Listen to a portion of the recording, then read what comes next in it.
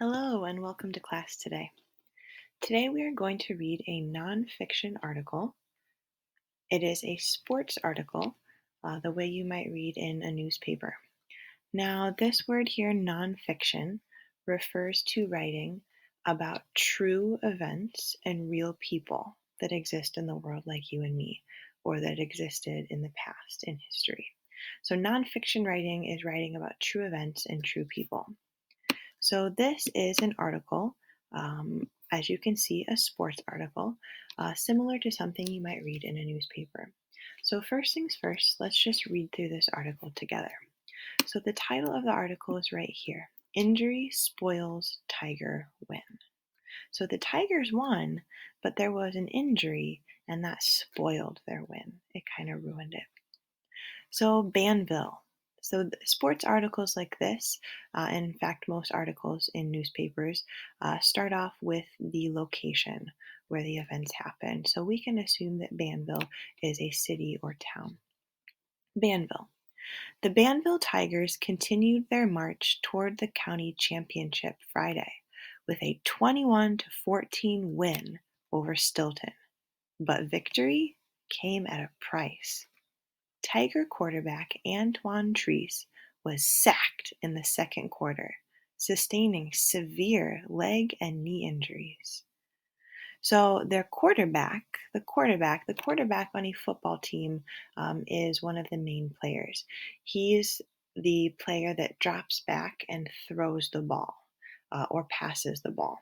So he's a very important player on a football team, and in this game he was sacked. So to be sacked means that the this football player was tackled or pushed to the ground before he could even throw the ball, which is fairly unusual. It's fairly unusual for a quarterback to be sacked. And so when this football player was sacked, he was injured. He had injuries to his leg and knee. After the game, Coach Fred Wilson said, "We don't know how serious the injuries are yet. Antoine could be out for the rest of the season." And here to the right, we can see that sentence repeated in big, bold black words. Antoine could be out for the rest of the season. So he might not be able to play anymore for the rest of their season. Over here, we see a picture. It looks like a football player on his back in the grass, maybe on a football field, and he looks to be in some pain the way he's sort of spread out there on the grass. Let's read the caption down here to learn exactly what this picture is portraying. It says Tiger quarterback Antoine Treese was injured in the second quarter. Trainers had to carry him from the field on a stretcher. So, who is this football player? Well, that's Antoine Treese. And what has happened to him in this photo? Well, this photo was taken after he was injured in the second quarter of the football game. All right, let's move on here to the second section. And we can see here the second section has its own little title or heading called Seesaw Battle. Seesaw. That might be an unfamiliar word to some of you. Let's look up a picture of a seesaw.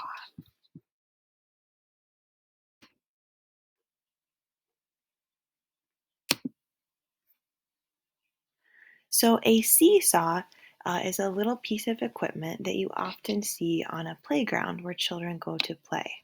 And the children sit on opposite ends of the seesaw and they use their weight to push each other up and down. So they go back and forth like this. So, what does that mean in the context of a football game? Hmm. So up and down, two teams going up and down.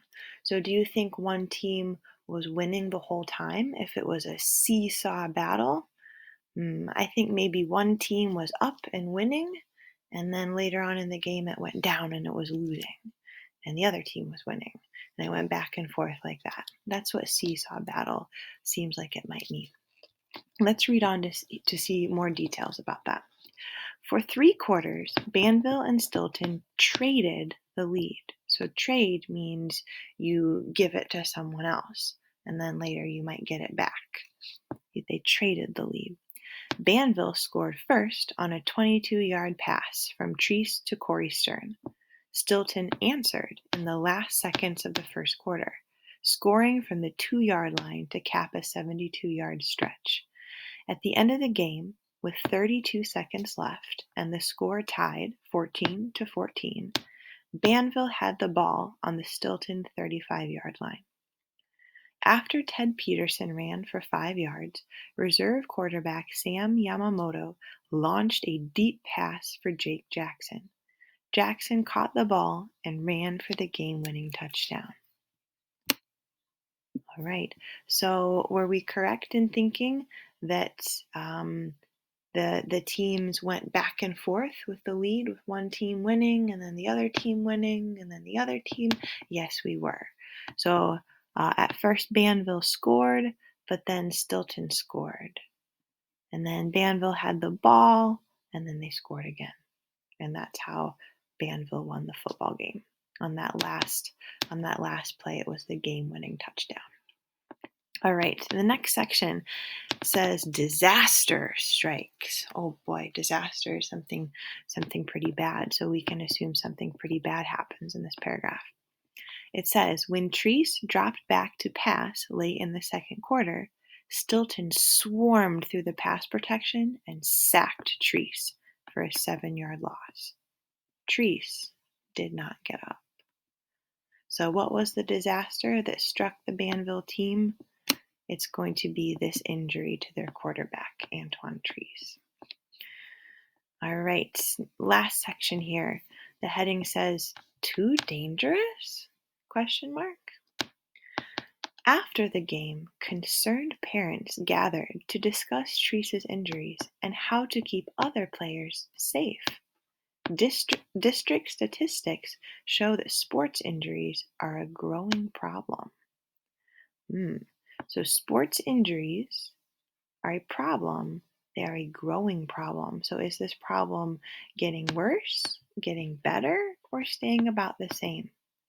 Well, if the problem is growing, that probably means it's getting worse. It's growing into a bigger and bigger problem all the time.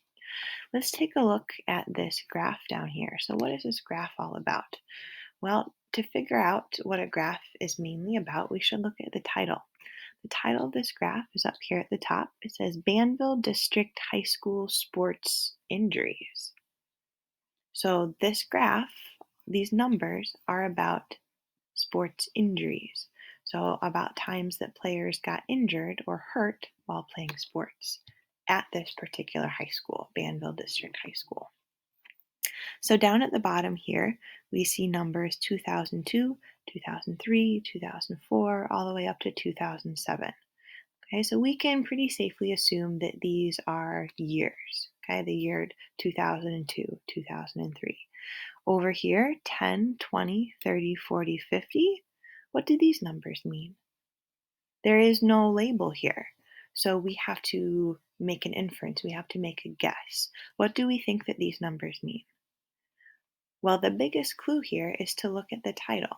Okay, remember the title told us that this graph is about sports injuries, about the times that players got hurt while they were playing sports.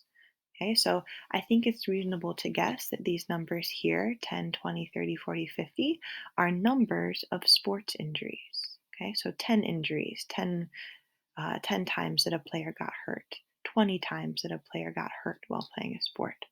Okay, and we see these red bars indicating how many injuries there were each year. Okay, and we see a pattern. For the most part, every year, are there more injuries or less injuries? Maybe 11, down to 10, maybe 18, 22, 32, 48. The numbers are getting bigger, right? And down here in the caption, there's a sentence describing just what we found. Injuries in high school sports are increasing in Banville Unified School District. The sports injuries are becoming more and more. They are increasing. Okay, now we're going to do a little activity. So on your piece of paper, I want you to number 1 to 4. So quickly on a piece of paper, write down 1, 2, 3, 4. So your paper will look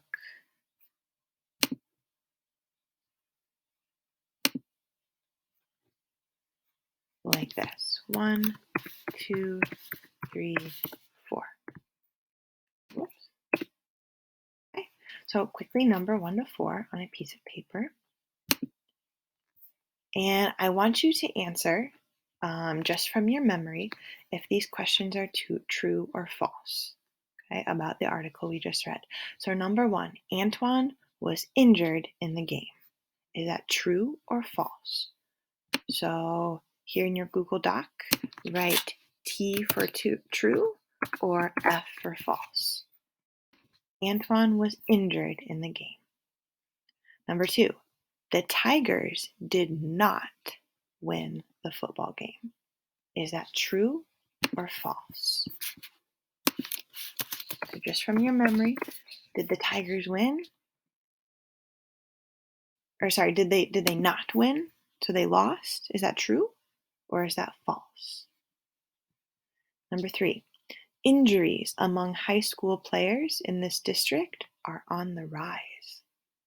Is that true or false? Are the injuries on the rise? There are more and more of them. And last one, each team was in the lead at some point during the game.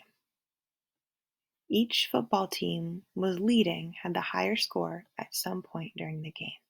Is that true or false? Okay. You pick either true or false for these questions. All right. Let's see which ones you got right. So number 1, Antoine was injured in the game. Yes, he was injured in the game. He was indeed. So the answer for that should have been true. Okay, Antoine was injured in the game. And without looking back and reading the whole article again, how do we know that Antoine was injured? Is there anything in the article that sort of jumps out at you that shows us that Antoine was injured? The biggest thing is this picture, right? We can see in this picture that a football player was injured. And down here in the caption, it tells us that that person was the quarterback, Antoine Treese. Okay, so when we looked at that picture, okay, that picture probably stuck in our minds and we knew that Antoine Treese was injured. All right, the second one.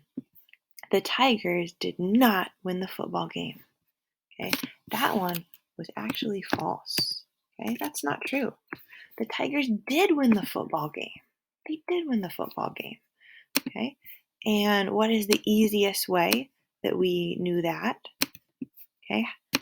For those of you that remembered that the Tigers won, how did you remember that? How did you know? I'm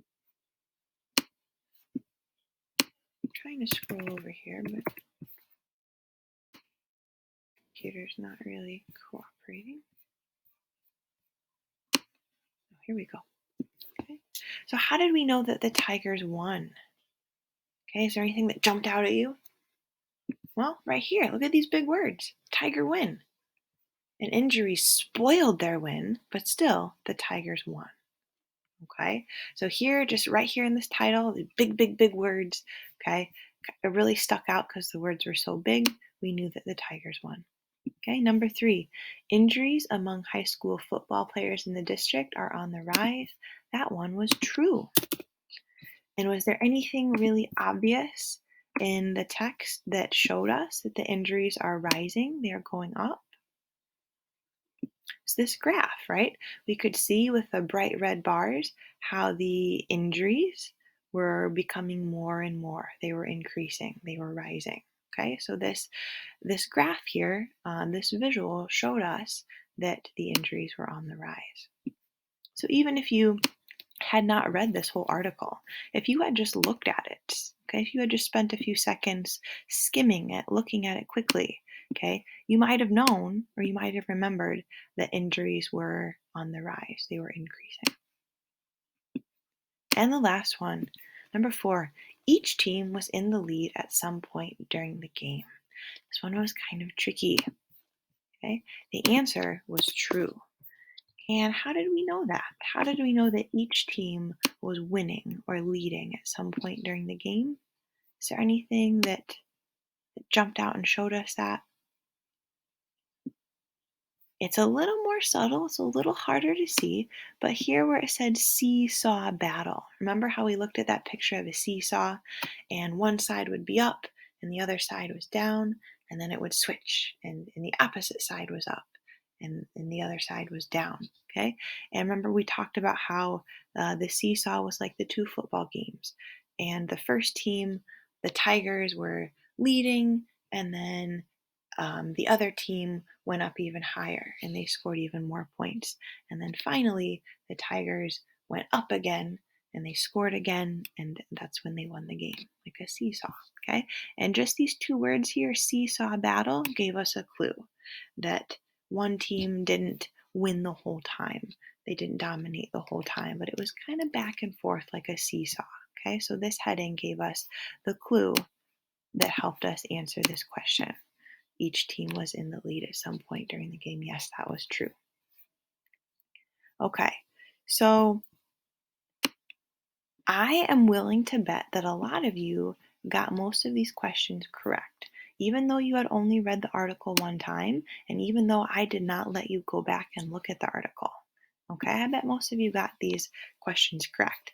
And the reason why is because the answer to these questions were in the text features. And text features are parts of a nonfiction text that contain really important information. Okay, so what were those parts of the text that we used to answer the questions? Remember, the first one was the title. Okay, so every nonfiction text has a title, and the title generally tells us the main idea of the text. Okay, it tells us in general what the text is going to be about. Okay, in this case, the text was about how the Tigers won the football game, but also there was a big injury. Okay, we also used this photograph, to answer a question. Okay, and this photograph showed us one of the main people in the article, okay, who the article was mainly about. And photographs in a nonfiction text often do that, okay? They give us a picture of a person or a place or an event that's very important to the article. We also use this graph down here to answer one of those questions. You might call this graph an information graphic. Graphic is another word for picture, and so an information graphic is just a picture that tells us some information. In this case, the graphic gave us information about sports injuries at this school. Okay, and so an information graphic, like a graph like this, summarizes or gives us a main idea from the article, or it might even add new and extra information to the article. Okay, so for example, the article didn't talk about these dates, 2002 to 2007. That was extra information that this information graphic gave us. We also used these parts here. So notice how this text is split into 1, 2, 3, 4 paragraphs, and each paragraph has its own, I would call it like a mini title. Okay, so here's the mini title of this paragraph. It's called Seesaw Battle. And then we move on to a different paragraph. And the little mini title of this paragraph is called Disaster Strikes.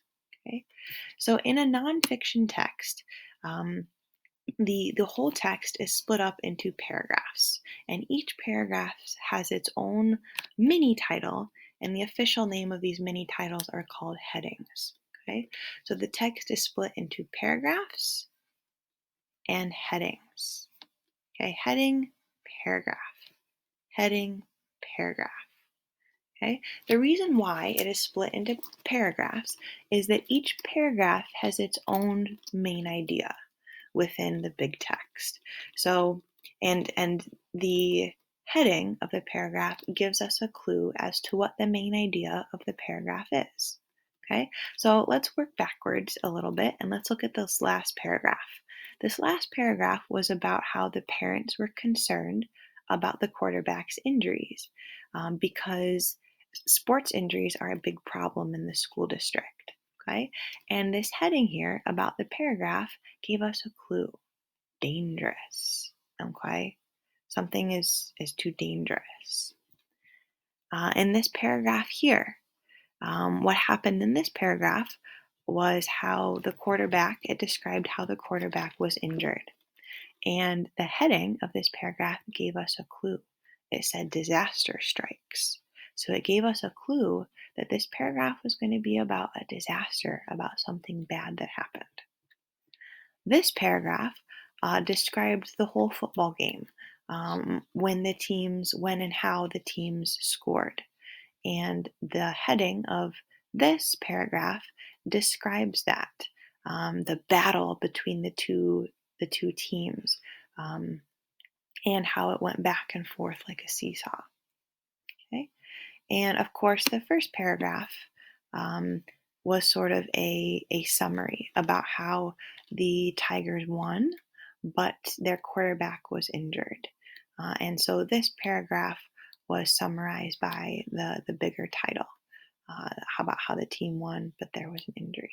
Okay. Another important part of this text is this quote here in big bold letters. This quote is called a display quote, and they call it display because it stands out from the rest of the text. So display quotes like this are usually very important pieces of information from the text. They might be very important words that a person in the text said, or it could, like in this case, just be a very important fact. Okay, so in this case, Antoine could be out for the rest of the season. Like, wow, that's really important. That's a really serious piece of information from this article. Okay, so to summarize what we just talked about,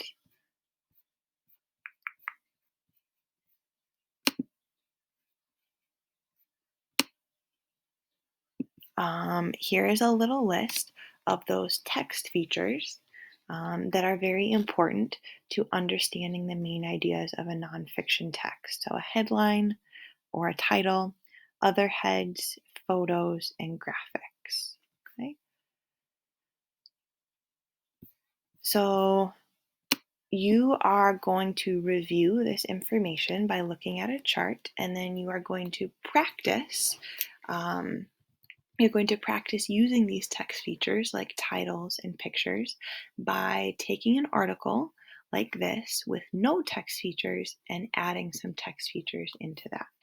Okay, so now you can return to your Google Doc and go back to today's date and go on to step 2, which is reviewing this information by looking at a chart, and then to step 3, which is practicing these skills by adding titles and pictures and headings to a nonfiction article.